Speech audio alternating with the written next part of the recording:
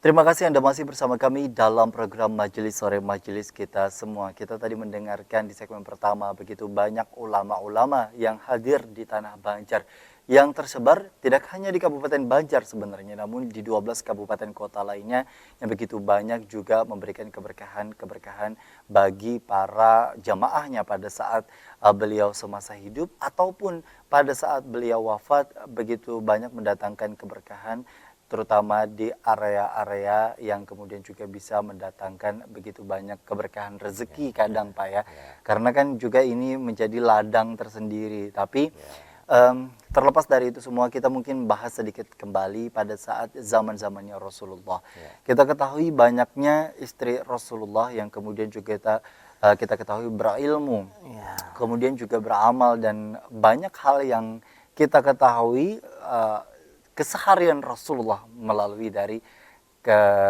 istri-istrinya itu cerita ya. dari istri-istrinya. Nah, sejauh mana peranan dari orang-orang yang ada di lingkungan Rasulullah di zaman itu seperti Sayyidatina Siti Khadijah, Hafsah, kemudian juga Siti Aisyah, Fatimah Ya, yang kemudian juga begitu luar biasa dikenal tapi memang sekali lagi seringkali tidak dikenal sebagai ulama namun juga dikenal sebagai garis keturunan Rasulullah. ya, ya memang karena tidak ada pemikir perempuan ya yang menulis gitu ya. Hmm. Nah, sehingga mungkin karena laki-laki mereka mungkin agak bias menulis tentang perempuan itu, agak bias. Artinya masih budaya patriarkat ya mendominan gitu ya.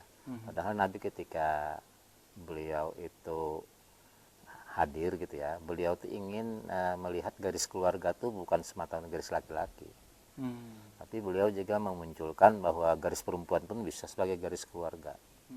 Nah, contohnya Fatimah itu kan, Ya. lalu melahirkan Hasan Husain kan, lalu Ya. jadi garis keluarga Ahlul Bait kan. Mhm. Nah, kan perempuan itu. Ya. Waktu itu kan ketika Nabi ya, meninggal putranya yang laki-laki, itu kalangan Arab jahiliyah yang punya budaya patriarkat itu mengatakan bahwa Nabi sudah putus Betul. karena tidak ada anaknya yang laki-laki. Lalu dijawab Tuhan dari surah yang ya Al-Kautsar inna a'tainaka al-kautsar wasamir bikawanhar inna syani'aka huwal abtar. Itu kan Arab jahiliyah waktu mengatakan Nabi sudah putus karena ada lagi anak laki-laki. Lalu jawab Tuhan tidak, yang putus itu yang menyambat. Nah, yang menyambat. Nah, lalu akhirnya memang dari keturunan Fatimah itu. Tapi sayangnya kenapa ya Ahlul Bait di kemudian hari itu kembali kepada garis keluarga itu dihitung dari laki-laki. Makanya kan Saripah dilarang kawin dengan ya Orang yang tidak orang Jaba biasa gitu orang kan. Jawa. Karena hilang anunya. Padahal zaman Nabi enggak, justru Nabi ingin mengangkat garis keturunan perempuan itu diakui sebagai garis keluarga. Di Dan kalangan terutama masuk dalam ya keturunan Islam Rasulullah. Syiah mama ya, itu masih mengakui ada Saripah yang kawin dengan orang biasa, anaknya itu punya julukan Mirza. Jadi kalau Mirza tuh di daerah Persia atau India umpamanya itu keturunan Nabi Syarifah kawin dengan orang biasa lalu melahirkan anak namanya Mirza. Mirza itu. Iya, Mirza Gulam Ahmad, Mirza Murtada Mutahhari. Nah, masih ada pengakuan. Baik, baik, baik. Nah, Nah, ini kan luar biasa artinya iya. juga Jadi Nabi itu mengangkat sebenarnya garis perempuan itu. Cuma kemudian kembali lagi mereka ke budaya patriarkat itu ya yang tidak setara. Sebenarnya Banjar secara umum budayanya bilateral, setara antara laki-laki dengan perempuan. Makanya kan kita waktu kawin itu silahkan mau ke keluarga laki-laki, tinggal mau ke keluarga perempuan kan disilahkan kan. tidak ada paksaan. Tidak ada gitu ya, harus di laki-laki, harus di perempuan. Baik. Nah, itu artinya bilateral. Makanya di Banjar ini pada asal budayanya tuh antara perempuan laki-laki itu setara. Jadi mungkin ketika sekarang itu berbeda tuh karena ada konstruk sosial atau konstruk budaya atau konstruk tafsir agama yang membuatnya begitu. Atau mungkin juga lingkungan yang Ya, kemudian juga membentuk ya hal bentuk tersebut. konstruk gitu ya. Betul, itu betul, seolah-olah perempuan tuh di bawah laki-laki gitu ya. Baik, baik. Nah, ini bicara mengenai ulama perempuan Banjar yang kemudian juga masuk lagi ke Banjar sendiri, tanah Banjar yang begitu kita ketahui luar biasa mencetak sekali lagi banyaknya ulama yang hadir di tanah Kalimantan Selatan, terutama di beberapa daerah bahkan mungkin di 13 kabupaten kota. Ini tadi disebutkan kan bahwa memang hadirnya keturunan perempuan ini sendiri merupakan dari garis keturunan ulama-ulama itu sendiri. Memang benar artinya Pak ya. Ya untuk dulu gitu ya. Kita lihat umpamanya Arsat itu kan istri pertamanya Bajut. Lalu dia melahirkan anak namanya Syarifah. Nah tentu Syarifah sebagai anak pertama ya dari Datuk Kelampaian. Ya. Nah, itu mesti dididik luar biasa Betul. tentang agama ya. Kedatang tuh. Sehingga dia menjadi seorang ulama perempuan pertama. Dan dia memang ikut mengajar di pondok dalam pagar itu. Berarti memang terbukti istilahnya keulamaannya itu gitu ya. Dengan mengajar itu. Di samping kemudian melahirkan, dia kan kawin pertama Syarifah itu dengan Utsman sebelum mana ya dengan Abdul Wahab Bugis itu punya anak namanya As'ad. As'ad tuh jadi mufti kerajaan Banjar pertama tuh. Jadi mufti. Kata orang-orang ya tokoh-tokoh pengamat Kesultanan Banjar itu kalau seseorang jadi mufti itu jelas pengetahuannya luar biasa tentang agama, mesti mendalam itu. Nah, jadi nggak sembarangan orang diangkat jadi mufti. Betul. Itu.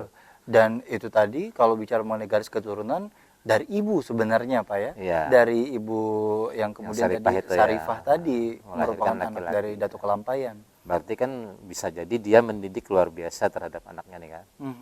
Nah, walaupun mungkin ada kakeknya juga gitu saat Betul. itu ya. Baik. Nah mungkin sedikit gambaran atau sedikit informasi juga kepada para pemirsa di rumah.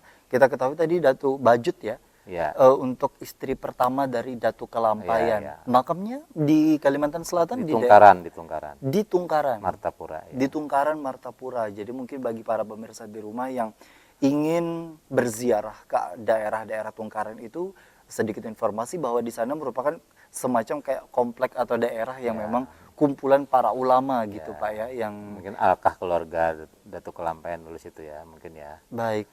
Di situ tuh kumpul itu keluarganya yang meninggal. Nah, kalau dari makam Syarifah kemudian juga Fatimah gitu ya. kalau itu tadi ada di mana kira-kira? Ya di Tungkaran itu Syarifah dan Fatimah. Abdul Wahab Bugis juga di sana. Baik. Artinya di sana untuk seluruh Ya dia diziarahi memang banyak orang daerah sana.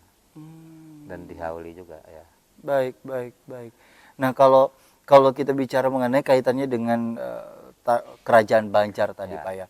Ini kan pada saat zaman tersebut masih di dalam pemerintahan kerajaan Banjar. Kita Ya. ketahui dari ayah Sultan Adam Al-Wasikubillah itu kan merupakan Sultan Sulaiman Rahmatullah yang kemudian juga memegang akan Alim tuh memang. kekuasaan di daerah sana. Kemudian juga diturunkan hingga ke Sultan Adam Al-Wasikubillah. Dan dengan kondisi seperti ini, peranan dari Datuk Kelampaian pun juga begitu luar biasa di apa ya, semacam dibantu dalam proses untuk ke Makkah, kemudian juga ke Madinah dalam hal menuntut Dia ilmu. memang istilahnya ulama yang yang dekat dengan kekuasaan. Jadi Bajut itu kan sebenarnya masih keluarga kerajaan itu. Jadi dia memang Arsat itu sampai diambil seperti anak angkat lah oleh Sultan Tahlilullah waktu itu ya. Nah, kena dipelihara, dididik di istana macam-macam, kemudian dikawinkan lalu dikirimkan lagi ke ke Mekah itu. Jadi memang saat itu kerajaan Banjar itu kaya gitu ya. Dan untuk orientasi pendidikannya luar biasa. Jadi ada penyediaan guru yang qualified gitu ya, untuk mempersiapkan orang pergi ke Timur Tengah. Kan perlu persiapan. Betul. Apalagi dulu nggak ada pesawat. Nah, tentu itu ada anggaran. Kemudian Arsat itu kan di sana sampai 30 tahun. Betul. Nah, itu dibiayai terus oleh Sultan, walaupun pergantian Sultan itu terjadi, tapi tidak, program itu tetap independen dilaksanakan gitu ya. Nah, ini yang luar biasanya bahwa orang Banjar artinya memang sejak dulu sudah begitu menjunjung tinggi akan pendidikan, kemudian juga kealiman dan menjunjung tinggi akan penghormatan kepada para ulama. Jadi kan habis datang Arsat kan langsung dikasih tanah untuk membangun pesantren kan. Betul. Kemudian dia diminta kreativitasnya untuk membangun lembaga kerapatan kadi. Silahkan. Jadi Arsat itu memang yang pertama menciptakan struktur sistem keislaman di institusi Kesultanan Banjar, seperti lembaga mufti gitu ya. Ya itu tadi. Dan di sini persiapkan dan Kalimantan Selatan ini menjadi pusat pendidikan untuk mufti-mufti di kerajaan lainnya. Masya Allah. Jadi kodi-kodi itu jadi minta mereka ke sini. Hmm. Kan urutannya kan dari mufti, ada kodi besar, ada kodi, Ya. lalu ada khalifah di bawahnya, lalu ada penghulu, ada kaum gitu ya. Mhm. Anunya tuh apa istilahnya tuh hierarkinya tuh. Baik, baik. Nah, di Masya sini Allah. pusatnya untuk pendidikan itu.